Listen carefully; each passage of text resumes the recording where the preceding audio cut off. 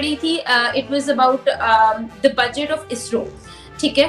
तो जब स्टार्ट किया गया था ना, मुझे उनका नाम याद नहीं है, इट वाज 1974, अगर आई एम सो सॉरी, मैंने कुछ देखा था, उसको आर्टिकल को पढ़ा था, तो उसमें इट वाज 1972 सॉरी। और उसके अंदर जो सतीश थे इनके चीफ इसरो के, उन्होंने कहा था, उन्होंने मतलब लाइक इट वाज मतलब एक बहुत बड़ा टैबू था कि इंडिया जैसी कंट्री जहां पर पॉवर्टी उस वक्त बहुत सारे इश्यूज थे जिसका वो सामना कर रही थी, वहां पर एक स्पेस ऑर्गेनाइजेशन बनाई जाए। मतलब एक बहुत बड़ी चीज थी कि मतलब एक जगह पर हमें बहुत नॉर्मल चीजों पर काम करना है और हम एक स्पेस ऑर्गेनाइजेशन पर काम करना शुरू कर दें। तो उन्होंने ये पहले ही चीज देख ली थी कि भाई जो बजट है ना वो इश्यू बनेगा। तो उन्होंने क्या कहा था कि as a chief of ISRO उन्होंने अपनी मंथली सैलरी जो थी वो ₹1 ली थी। लाइक इमेजिन, मतलब ये लॉयल्टी होती है, यू नो।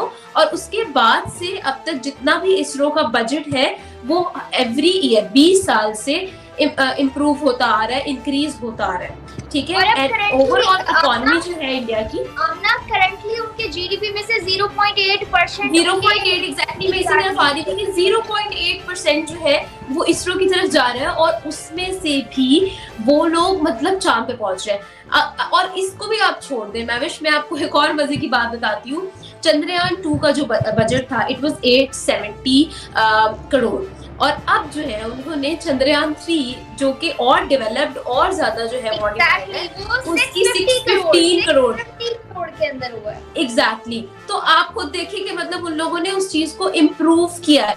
उनका जो पहला, बाकी सारा कुछ छोड़ दो मैविश, तुम लिटरली उनका जो पहला प्रोजेक्ट था इसरो का मंगलयान, उस पे लोगों ने उनका मजाक उड़ाया था। Even New York time was like कि यार ये लोग तो मतलब कुछ कर नहीं सकते, एंड नाउ वही लोग जो है इसरो की तरफ देख रहे हैं कि वो लोग क्या करने वाले हैं, क्या होने वाला है।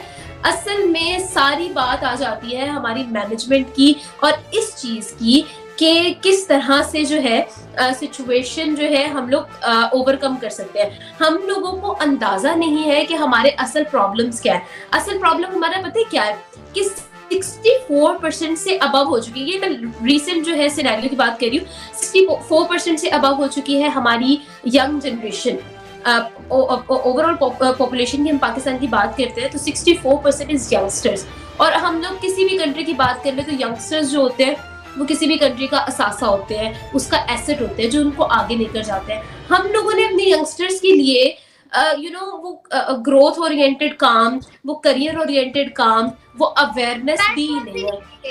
Even I would like to say that कि जब हम लोग छोटे थे मैविश, आपके पेरेंट्स ने भी कहा होगा भाई मेरी बेटी डॉक्टर बन जाए या मेरी बेटी टीचर बन जाएगी, यू नो वही 3-4 जो फील्ड्स जो हम लोग देखते आ रहे हैं वही ऑन रिपीट हमारे चीजों का पता था लोगों को।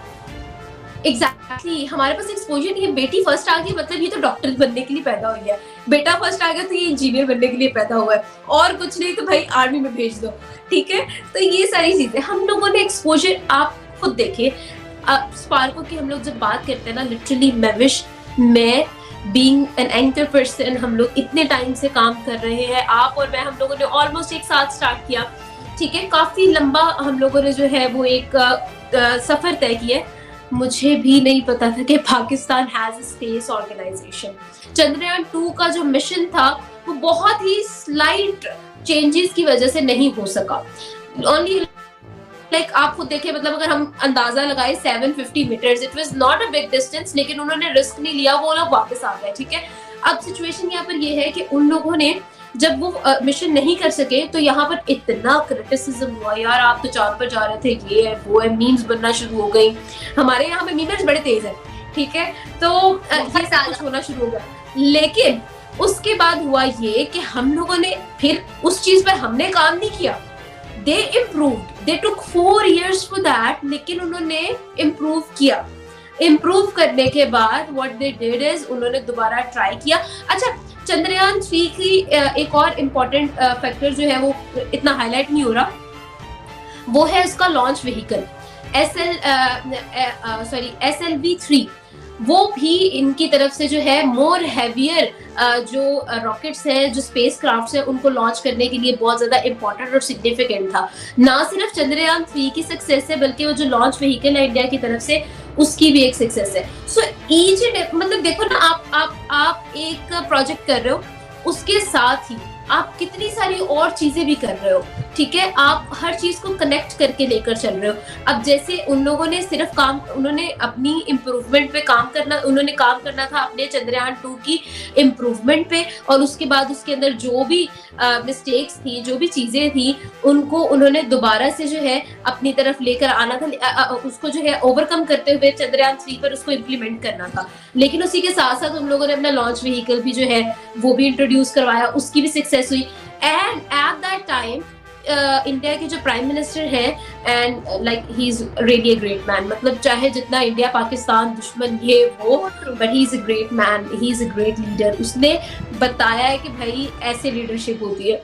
सो ही वाज इन फ्रांस, बताया है कि मुल्क कैसे चलता है, या दुनिया को ही बताया। वाज इन फ्रांस, और उनकी तरफ से जो है ट्वीट्स भी आ रहे थे, और लिटरली अच्छा एक चीज मुझे बड़ी अच्छी लगी, लाइक वो जो एक होता है ना कि आप इतना ज्यादा अटैच हो एक चीज के साथ, आपने इतनी मेहनत की है एक चीज को लेकर, और उसके बाद जब फाइनली एक चीज हो जाती है, you know when your hard work page of, तो आप कितने खुश होते हो।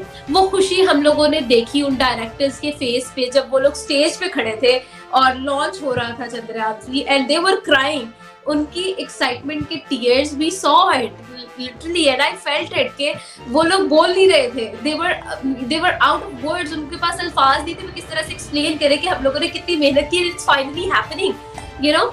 And then you know France के साथ जो प्रोजेक्ट्स जो है साइन हो रहे हैं, अभी से, अभी तो सिर्फ लॉन्च हुआ है ना, 23 अगस्त को पहुंचेगा, बट आई रियली होप कि everything goes well and everything goes fine, और सब अच्छे से हो, and wish them best of luck on 23 अगस्त। और दैट वुड, अगर ये सक्सेसफुल होता है, आई वी रियली होप कि ये हो successful, because it was a great hard work. लेकिन अगर ये सक्सेसफुल होता है, it will be a great gift for India on their independence.